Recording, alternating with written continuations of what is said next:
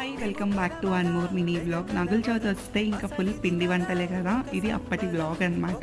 మా అమ్మ వాళ్ళు ఇంకా పిండి వంటలు స్టార్ట్ చేసేసారు. అందులో మేము కూడా వెళ్ళాం కదా, మళ్ళీ అత్తయ్య వాళ్ళ ఇంటికి వెళ్ళిపోతామని చెప్పి కొంచెం త్వరగా స్టార్ట్ చేశారనమాట. ఒక రోజంతా పట్టింది వీళ్ళకి ఇవన్నీ చేయడానికి.